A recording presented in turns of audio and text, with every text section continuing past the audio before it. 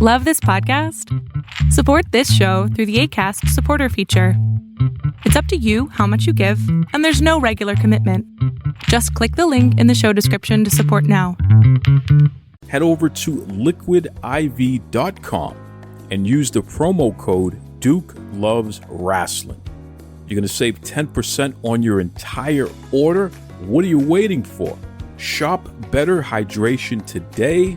liquidiv.com, promo code Duke Loves Rasslin. And now, let's get on with the show.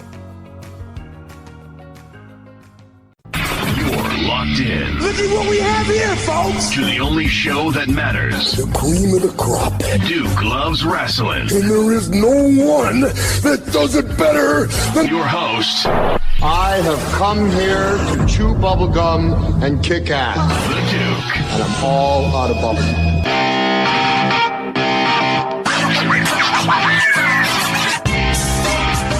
This is Alan Rolette of Riverhorse Photography, Riverhorse Photography Allure, Alan Rolette Photography, and you are listening to Duke Loves Rasslin. Brothers and sisters, you know that we've had some fantastic guests through the years here on the Duke Loves Rasslin podcast, and it's always special when I'm able to document the careers of some of these fine folks. And certainly one of my favorite people on the planet, absolutely my favorite photographer of all time, and really someone that I am blessed to be able to call a friend, Alan Rolette. He has gone through a very serious, traumatic experience, and he has come out on the other side, thank goodness. And he's decided to share his experience with you, so hopefully we could potentially save some lives out there. So this is going to be a very emotional, informative conversation that you're about to hear right now. So without further ado, welcome back to Duke Loves Rasslin, my great friend, Alan Rolette. How you doing there, bro? I'm doing good, man. I'm really glad to be back. Well, I'm glad to have you back. I mean, I've been documenting your career for, close to 6 years straight now, right? Yep. We have been through a lot. We sure have. I want to get right to the heart of this here to start. Specifically, what was the life-threatening experience that you had? What was it called? What is it? So it started off in January with kidney stone, and then February it followed up after the kidney stone with congestive heart failure, myocarditis, and enlarged heart, basically. Wow. Okay.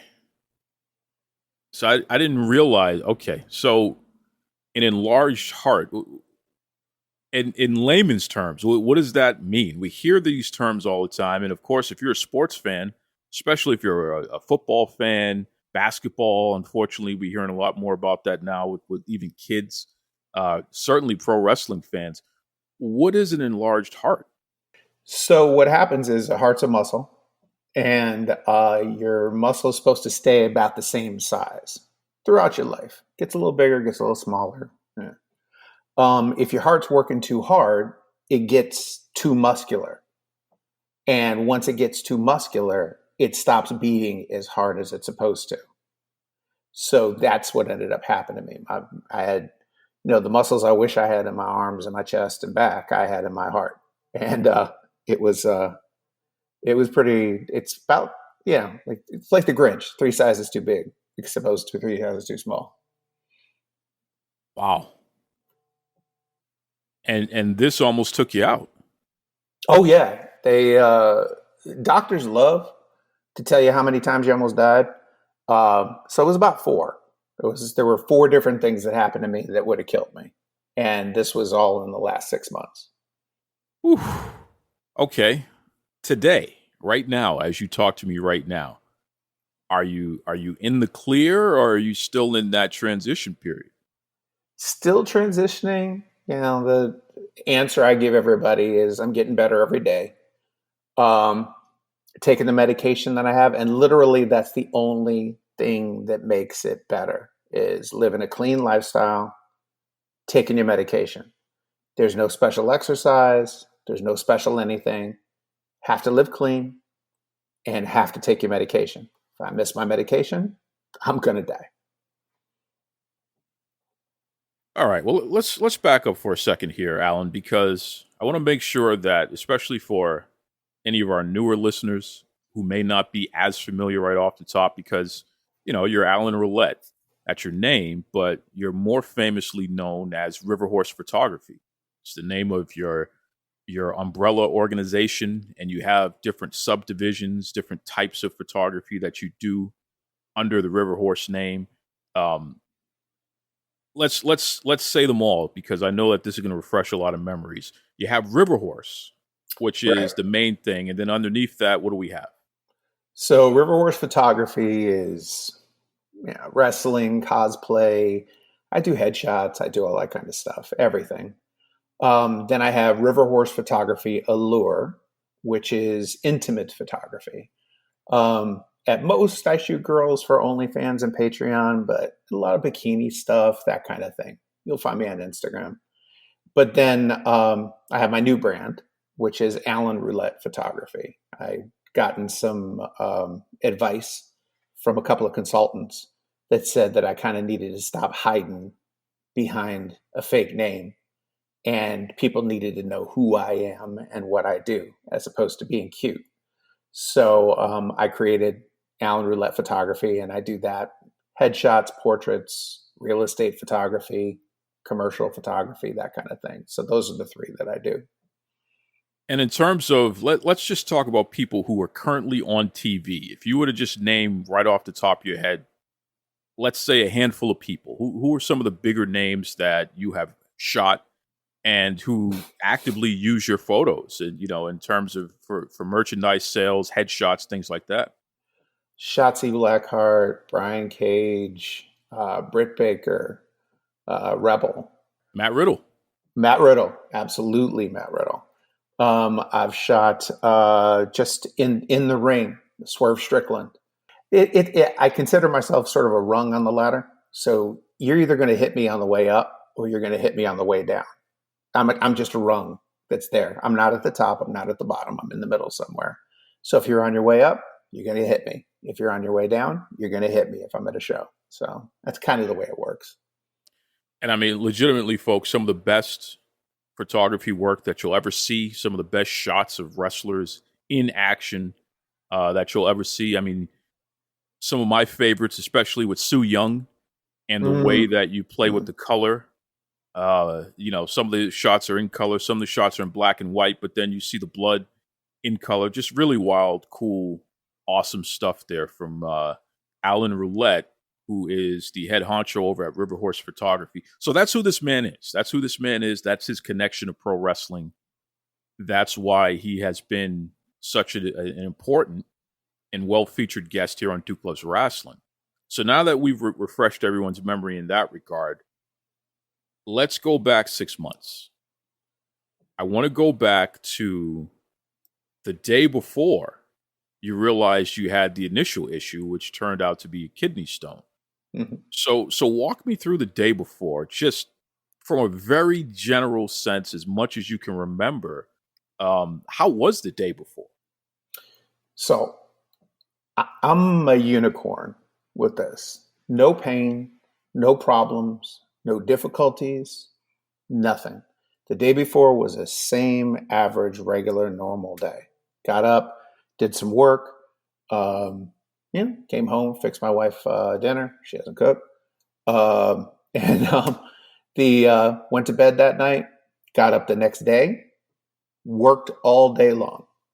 Came home about 6:00 and was like, let me fix this woman some dinner. Hit the bathroom real quick, and that's when it all fell apart.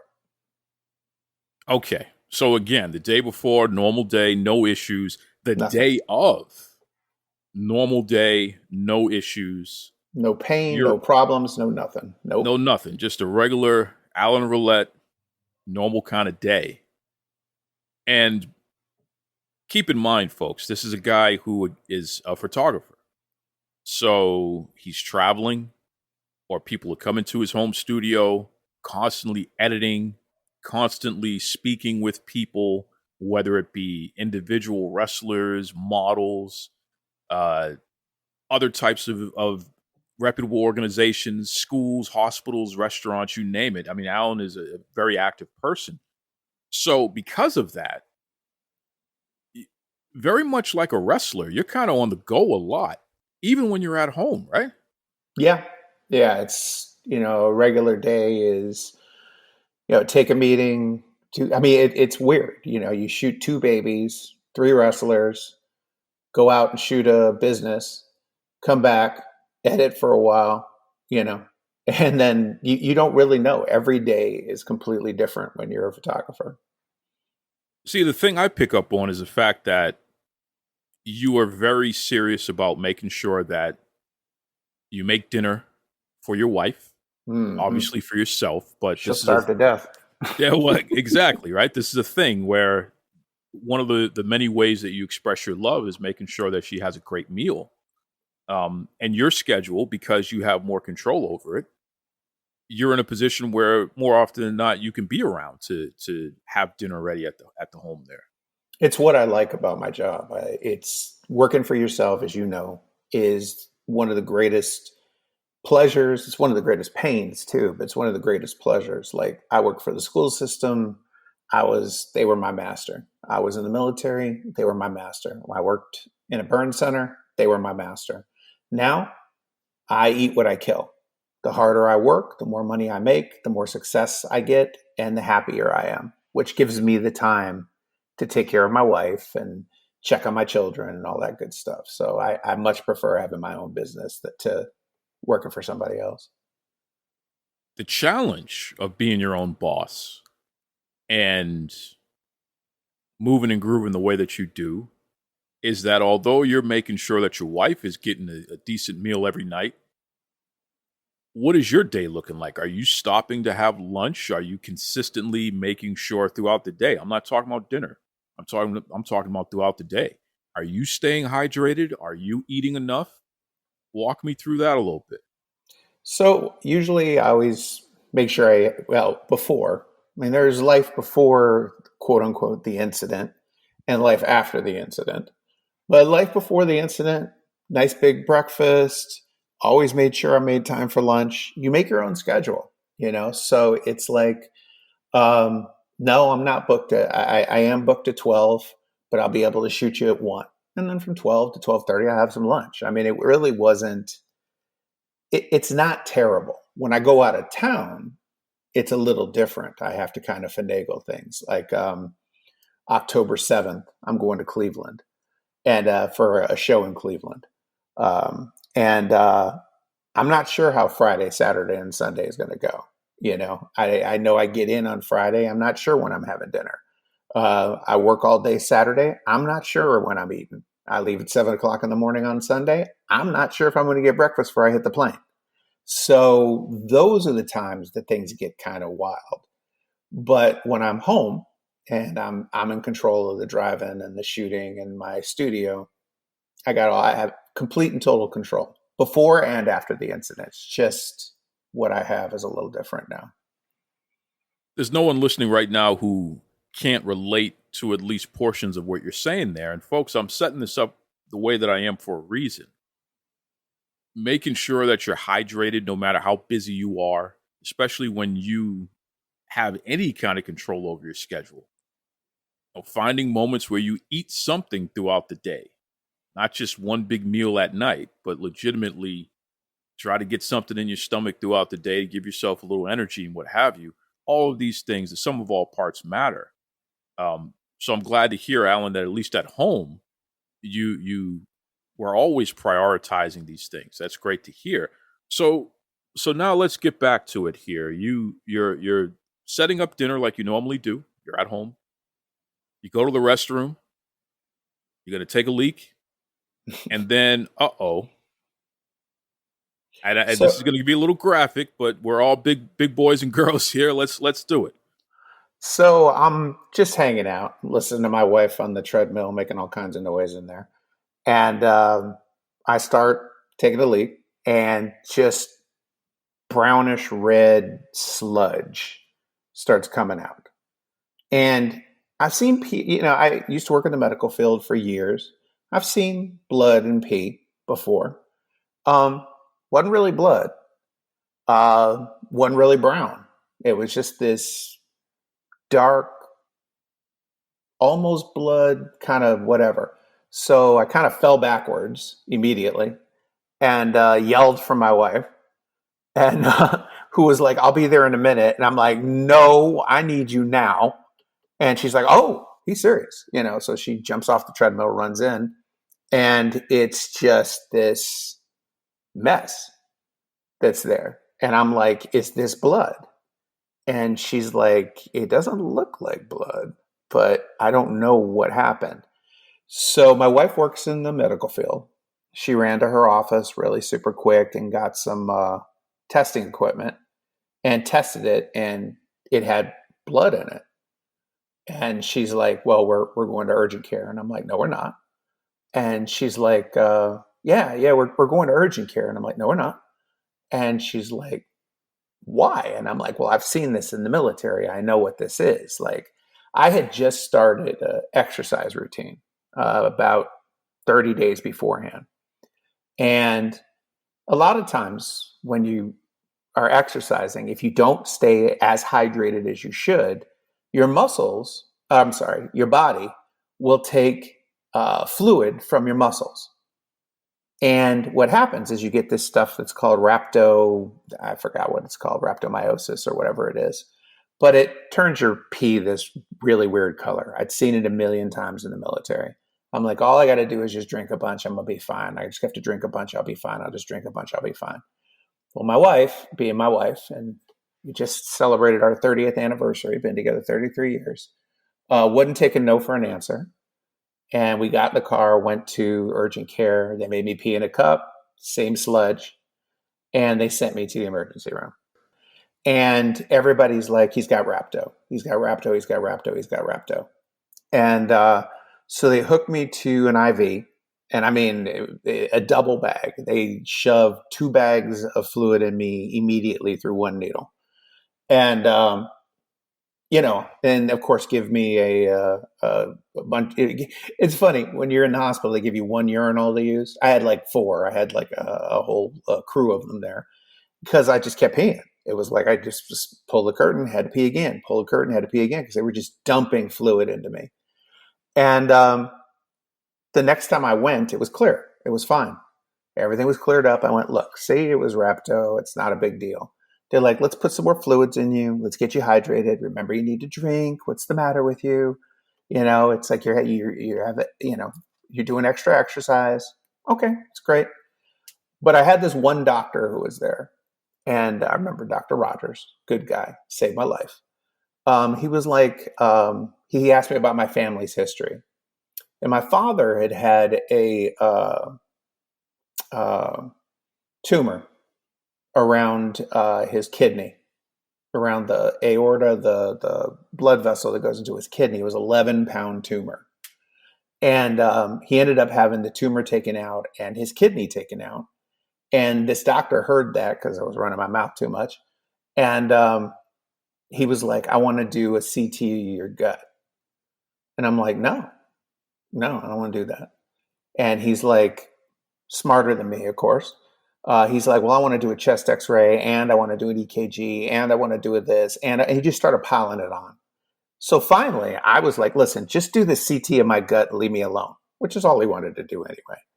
Smarter than me. It's like Brer Rabbit. Don't throw me in the briar patch, that kind of stuff.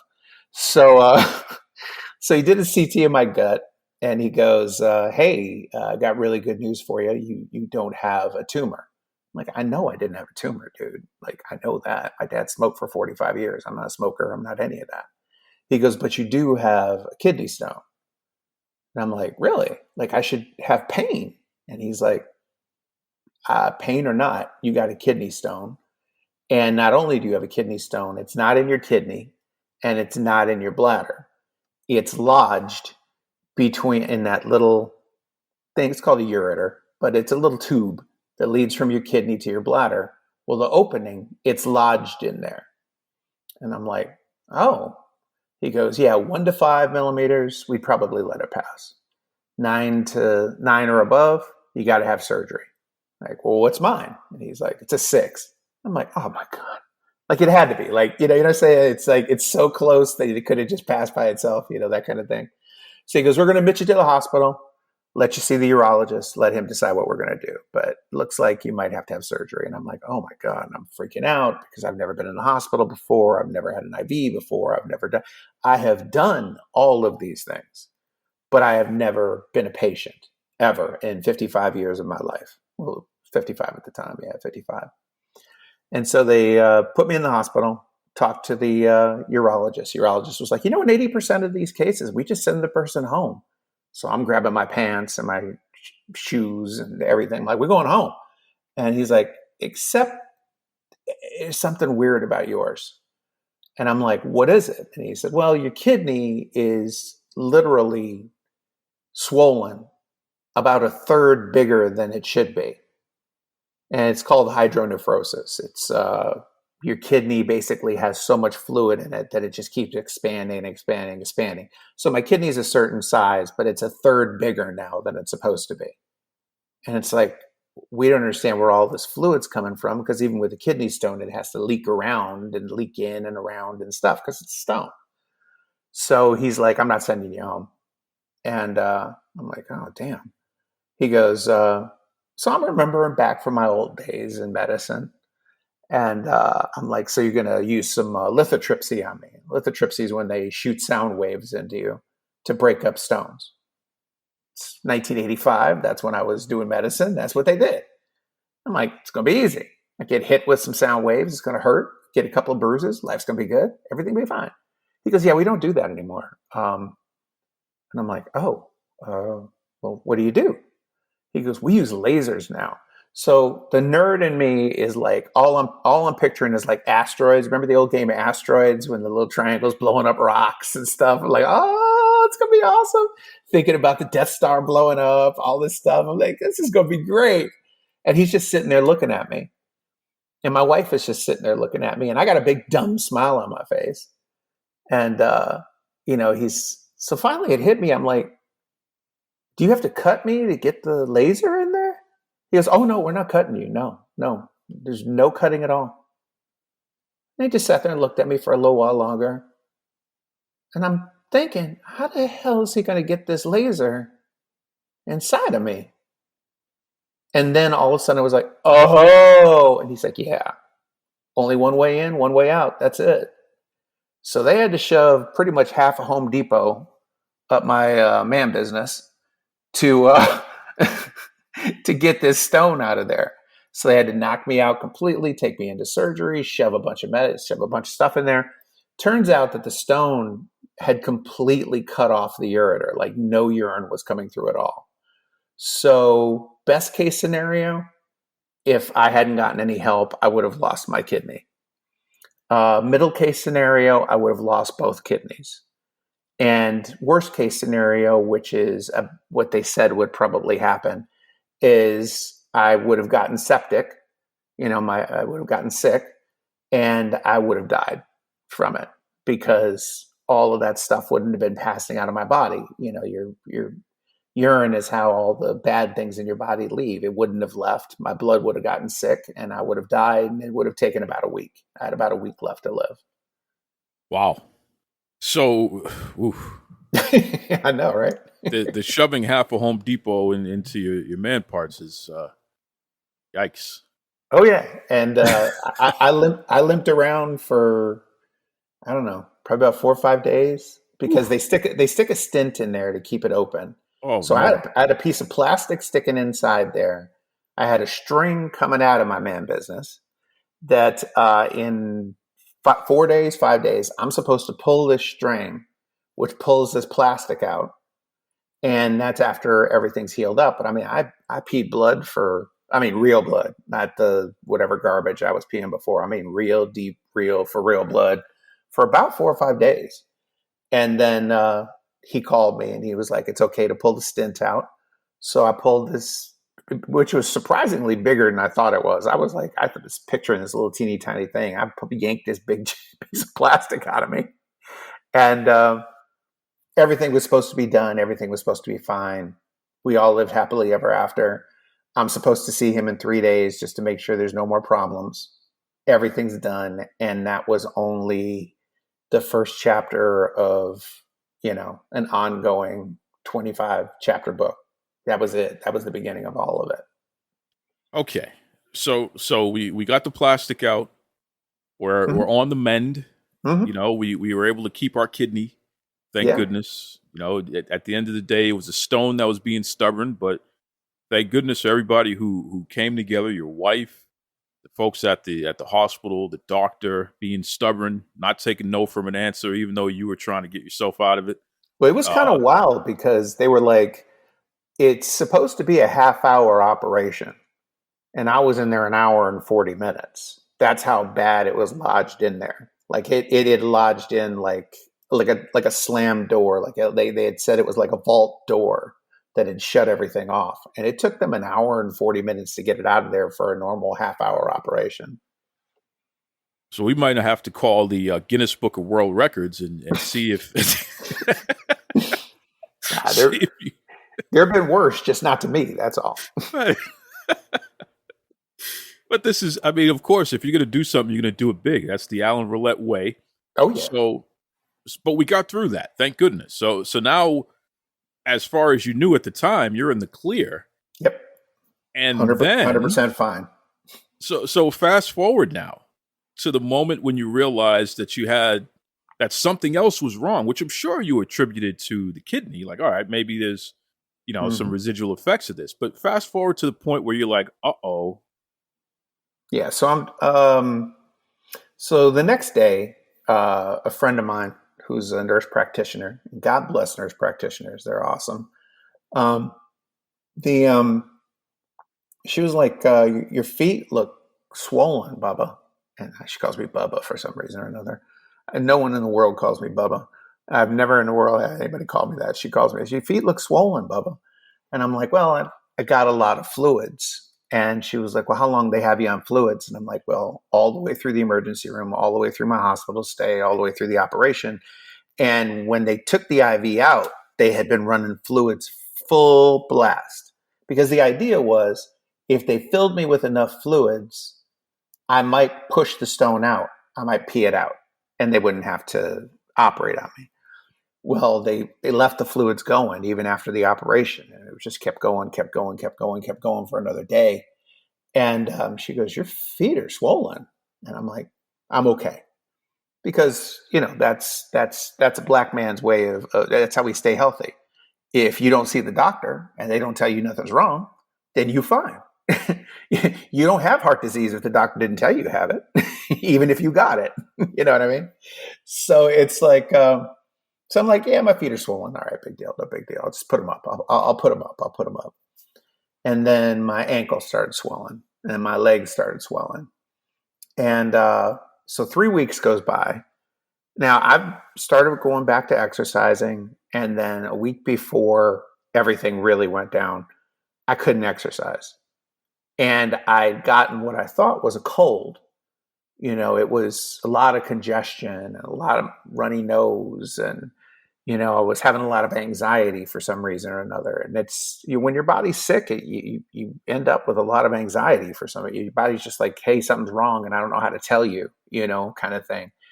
And so just constantly anxious, legs swelling up. Day before everything really went down, I could walk about 25 steps and then I had to sit down because I was tired. So I walk into the kitchen to cook something, sit down in the kitchen, get up, cook a little bit, sit down in the kitchen, get up, do a little something else, sit down. The next day, it was about 10 steps. I do about 10 steps and then I had to sit down. And so I realized I got to call the boss on this one. So I called my wife and I told her what was going on. She was at work. And she's like, okay. And I said, oh, I guess that's it. I'd been taking all this cold medication. I guess I have a cold and my legs are swollen, but I guess they'll go down or whatever. And I don't know, about 4:30, she comes blasting into the house. Door slams. She's like, I don't want to hear anything out of your mouth. I don't want you to say anything. I don't want to hear. It's nothing. answer my questions. Don't say anything else. I'm like, okay. And she asked me this, and this. And I was like, yes, yes, yes, no, yes, no, no, yes, no. And she goes, we're going back to urgent care. And I'm like, why? And she's like, I'm not going. And she's like, you got to go. And I'm like, I ain't got to do nothing but stay black and die. And which, not realizing that I was dying. Um, so she called the doctor that's a friend of ours that we have a lot of respect for. And sometimes it's sad. All right. I will admit it. Sometimes you listen to your wife and you've known her for years and years and you're like, I'll argue. And then this man gets on the phone that you don't know, but you know him, but you don't. And he tells you, you got to go or you're in trouble. And I'm like, okay. So we got in the car, went to the urgent care. They weighed me, and I weighed way more than I normally do. I mean, I was pushing 300 pounds. And they just were like, they're like, are you 300 pounds? I'm like, I am not 300 pounds. They're like, get back on the scale. So I get back on the scale, 300 pounds. And I'm like, what the hell is going on? So they're listening to my chest. Everybody's huddling. Everybody's talking to each other. They're like, you got to go to the emergency room now. And I'm like, okay, I'll go to the emergency room. But at first we want to get a chest x-ray just to make sure. So they did a chest x-ray. After they got the chest x-ray, they're like, go now. So we went to the emergency room. They did some listening to me. They did some other stuff. Immediately admitted me to the hospital with congestive heart failure. And I'm like, you got to be kidding. Like, I'm fine. When I sit down, I'm fine. I can breathe. I'm not having any chest pain. I'm not having anything. Well, they did some scans and did some x-rays and did some other stuff. And the tally was I had a ton of fluid that was around my heart that was crushing my heart. Like, so your heart has to expand to beat, and then it contracts. It expands and contracts. If you got a bunch of fluid around your heart doesn't expand, which means when it's pushing, it's not pushing the blood the way it should. So I was already in trouble there. Both of my lungs were full of fluid. Long story short on that, they said I had about 2 to 4 days, or I would have drowned. Like, I would have literally had so much fluid in my lungs that I would have drowned in my sleep. And then I had about 2 liters of fluid in my back on the right side that was just sitting there in a big pocket. And I had 1 liter of fluid in my back that was sitting on the left side in a big pocket that was just sitting there, just underneath my lungs, sitting there inside my organs, but it's just this pocket of fluid. And they're like, if that had gone bad, which it normally does, it would have killed you immediately. It's sepsis. The sepsis would have killed you. You can't run around with 3 liters of fluid that goes bad inside of you. So there's about 15 different colors it could be. And mine just happened to be the right color when they got it out. If it was any of the other colors, it would have killed me. So now we're up to, 4 different ways I almost died. They were like, I had 2 to 4 days with my lungs. I had probably a couple of weeks with my heart, and it would have just stopped beating, and that would have been the end of it.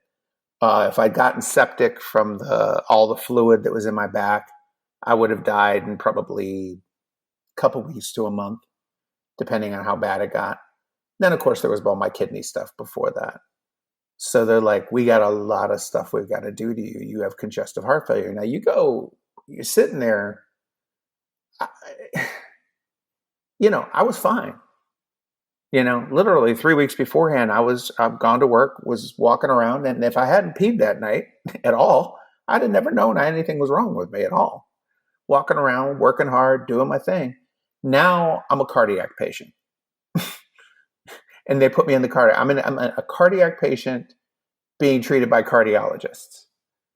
And everybody's telling me, boy, you're lucky you're here because you would have died from this and you would have died from that. You would have died from the other, giving me actual days 2 to 4 days, you would have died. 2 weeks to 3 weeks, you would have died, that kind of thing. And I'm like, my God. So we started doing tests, and I had a stress test, and I had just a bunch of stuff. They put me on Lasix, which is a diuretic, and a couple of other diuretics. They changed all my blood pressure medications. They changed everything. Everything was changed. I was on I take probably 15 to 17 pills a day now. And that's when they started putting me on all of that. And every 2 hours, they're walking in with some pills to take. And I'm like, what's this for? What's this for? This is to make your heart smaller. This is to get some of the fluid out of you. This is for this. This is for that. Nothing was wrong before that. I was fine. I would have dropped dead in the street thinking I was fine. So they got enough fluid out of me that my lungs were clear and the fluid around my heart had gone away. So there wasn't any fluid pushing on my heart, but my heart was enlarged now, because once the fluid goes away and that muscle isn't being pushed anymore, it blows up. Like you get swole. I got swole inside my chest. And so that was that happened. And they did a test on me, and they said that what's called your ejection fraction, how hard you're pushing your blood out, was 20%. You should be around 51 to 79%. And I was at 20% and sinking. And I'm like, oh my God, and they were talking about defibrillators. They were talking about wearing a vest that can shock me back to life. They were talking about, and I was fine. I felt fine. And I kept telling them, I feel fine. And they're like, you're not fine. You're really a sick man. So it got down to, there was about 1 liter of fluid that was in my back that just didn't go away. They managed to dry up about 2 liters of the 3 liters. So they stuck a needle in my back. I got to lean against a wall, and they jammed a big needle in my back, and they drained a little over 1 liter of fluid out. And they tested it to see what color it was, to make sure it wasn't the wrong color. And out of all the colors it could be, it was the right color. It's supposed to look like a IPA beer, they said. That's what the color is supposed to look like. And I'm like, I really don't drink IPAs, but okay, I'll take your word for it. And so then I sat there, and like I said, I had a stress test. I had a bunch of other things, and they had to decide whether they were going to do a cardiac catheterization on me. And they're like, we think you're okay. We're going to send you home now, after you've been here for a while. And you're a cardiac patient now. And we got to follow up with you. So we'll see you in 2 or 3 days. And for the next couple of weeks, I was going to doctors every 2 to 3 days just to make sure that things were still progressing in the right direction. And that's chapters 2 through, 7 or 8 of it. I ended up switching cardiologists to another one. Nothing bad happened. He was just more convenient.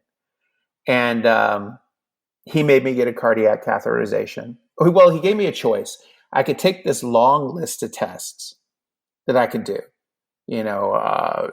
Chest x-ray, a heart x-ray, a this x-ray, a that, a the other, whatever. Or I could get a cardiac catheterization.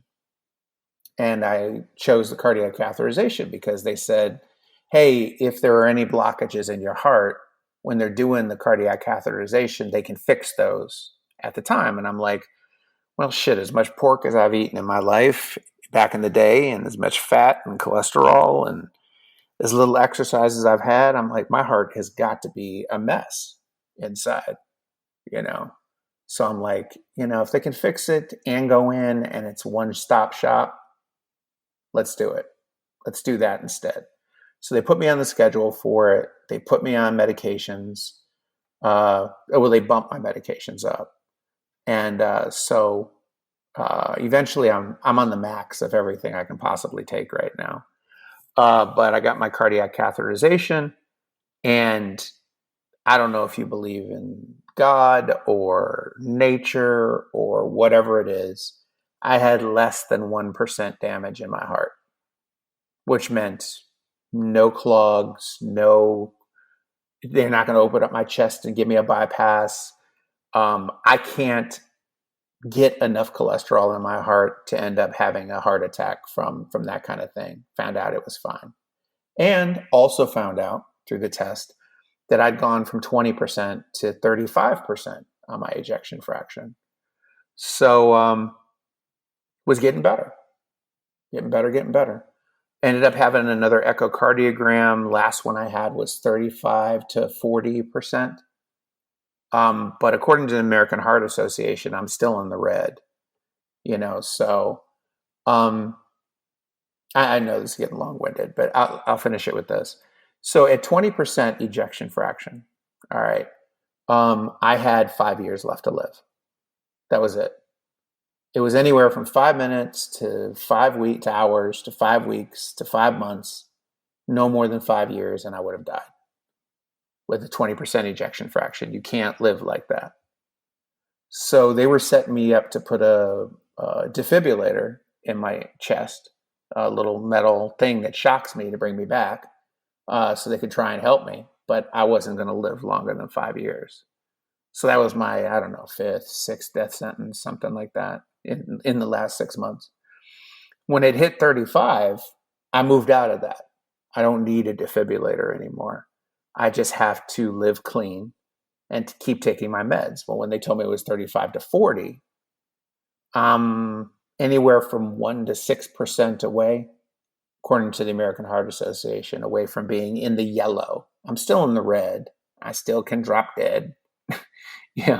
Please hire me so I can work. I'm not going to drop dead during your photo shoot, but it's like I can still drop dead. And I don't have another echocardiogram until next May. So I'm not going to know where my heart is until next May of 2024, because you got to wait. You got to let the medication work and you got to let it think. The interesting thing is, and the wrestling tie-in is, the exact same thing is what happened to Bray Wyatt. Bray Wyatt had myocarditis. He died in his sleep from it. They had recommended in some of the things that I read that he'd get a chest defibrillator, and he hadn't gotten one, which means that his ejection fraction was 20% or less. And the thing that I managed to recover from and live from is the thing that one of my favorite wrestlers last week died of. And so it just brought it all back to me again. I live it every day. Every day I go, is today going to be the day I die? Is today going to be the day I die? And then you see somebody die of it and you go, my God, every half hour you're like, is this going to be when I die? Is this going to be when I die? Kind of thing. And it was, so I called, I got in touch with you and I'm like, listen, I've been putting up posts telling people you got to live a good life. You got to move. You got to eat right. You know what I mean? You got to stay hydrated. You got to do your thing. You got to go to your doctor. You can't play games. I used to play games with my doctor all the time. It's just so I wouldn't have to go. I'd make appointments for when I knew she was taking vacation just so I can get another few months in, that kind of thing. You can't do any of that. And I learned that. I learned that I have to listen to my wife, who's a doctor, and I have to take my medications and do the things I need to do. But I'm still in the red right now, close to the yellow, probably going to be okay. My doctor said I don't need a defibrillator. I don't need to wear a vest. I don't need to do any of that kind of stuff. He said, keep doing what I'm doing. He's proud of me, this and that. But, I live with taking 15, 17 medications a day just so we try and shrink my heart and get me back to something that's close to normal. That's a hell of an experience, Alan. Yeah. And the eerie similarities to Bray Wyatt, like you said. Unfortunately, as reported, he had either forgotten to wear his defibrillator or what have you. For whatever reason, it wasn't on him when he took a nap, and he did not wake up. Yeah. And that's how quick it can be. And that's how crazy it is. You can feel fine, you know?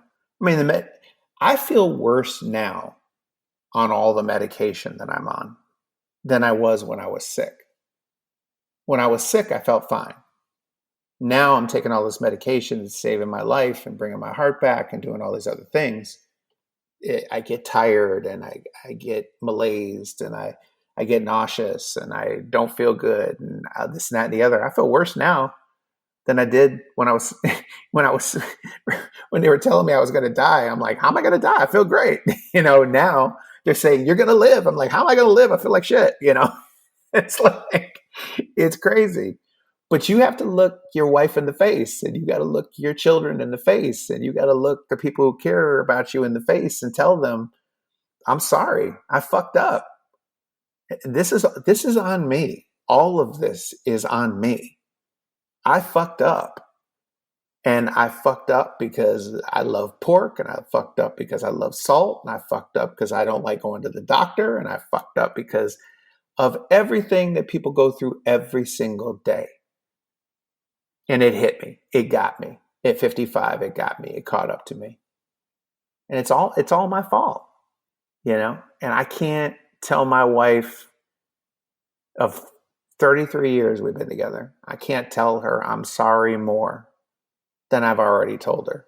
But I still, every day, tell her I'm sorry. And I promised her, I will fight my ass off to live for you.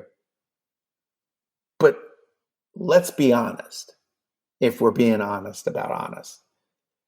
The average black man in America lives to 76. That's the average age your average black man lives to, 76.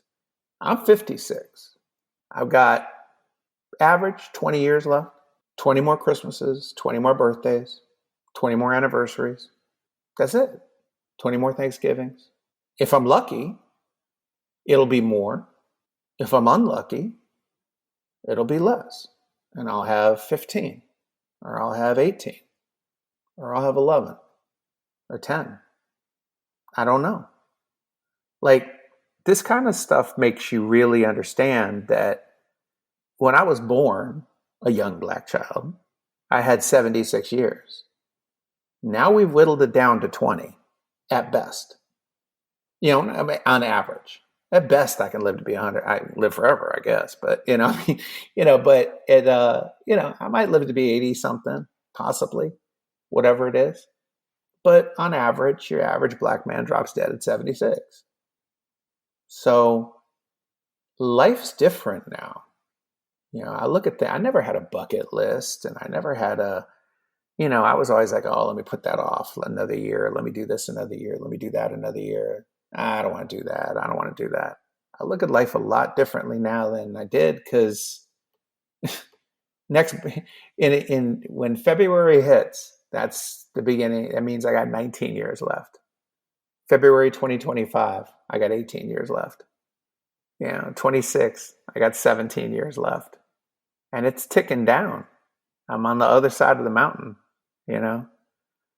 So it's definitely a lot to think about, and it's hard to look your beautiful wife in the face. And my wife is beautiful. It's hard to look her in the face and go, I'm sorry. I'm so sorry.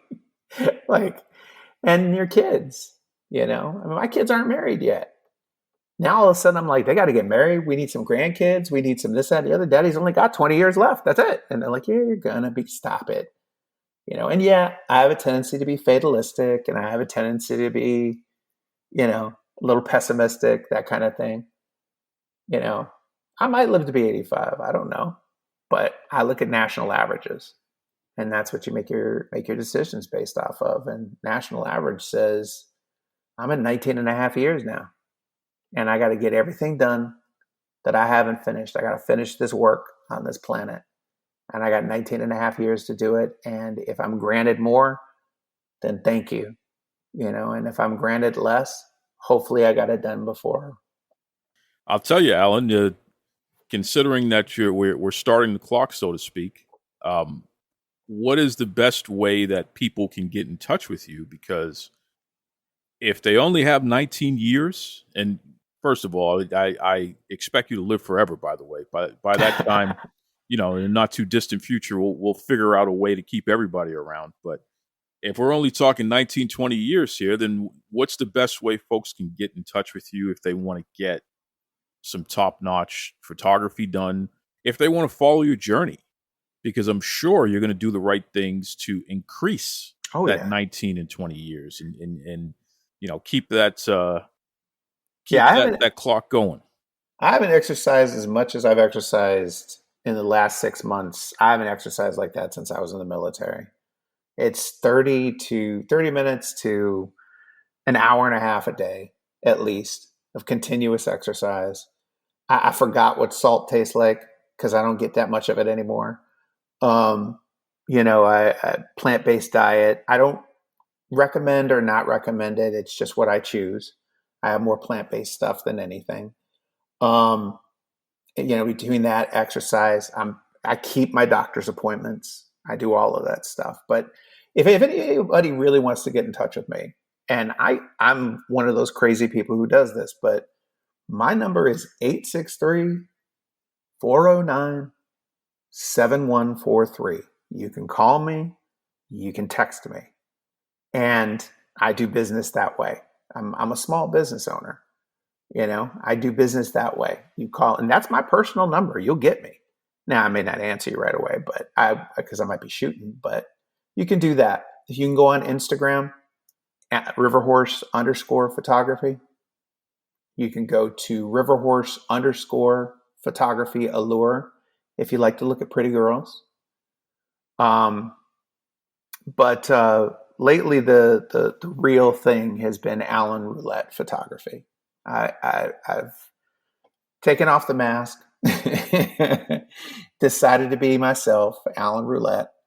And so you can go to Alan Rolette Photography, and that's on Instagram. Alan Rolette Photography is on Facebook.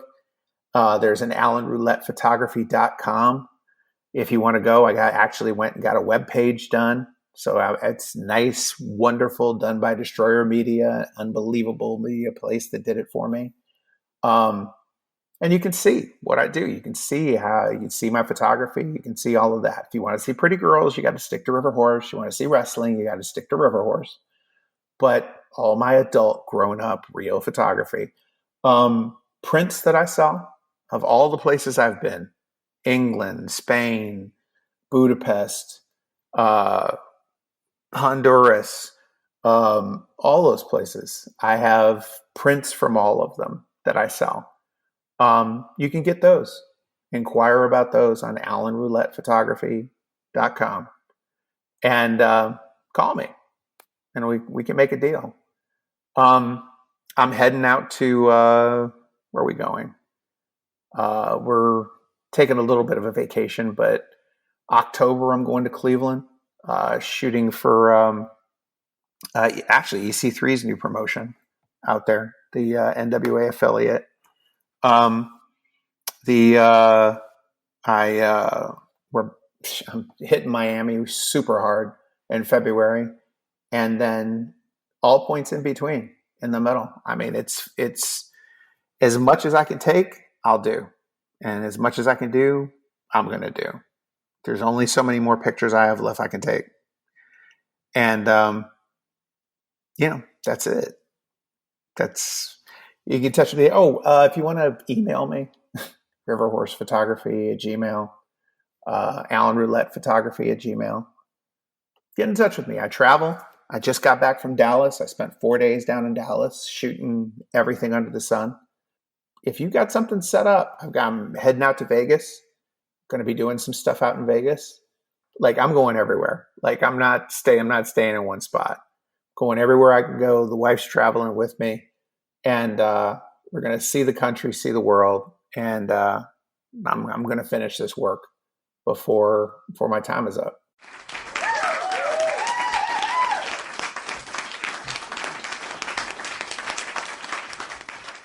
listen, as always, be kind to yourselves and be kind to others. Take it away, Tony Schiavone. This is Tony Schiavone, and we're desperately out of time on Duke Loves Wrestling. Let's talk hydration. See, I carry something to drink with me every single place that I go because I am concerned about being dehydrated. It runs in the family. Everything from dry mouth, dizzy spells, fainting. It's pretty serious. And I've tried all the different types of waters and sports drinks. Let me tell you something right now. Liquid IV. That has been the most efficient at keeping me hydrated and doing so pretty quickly. Okay, Liquid IV has 5 essential vitamins and is 2 times faster at keeping you hydrated than water alone. And I'm serious, man. Everything from vitamin C to vitamins B3, B5, B6, B12. Liquid IV also is non-GMO, so it's free from gluten, dairy, soy.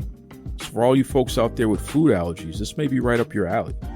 And I know what you're thinking, but how does it taste, Duke?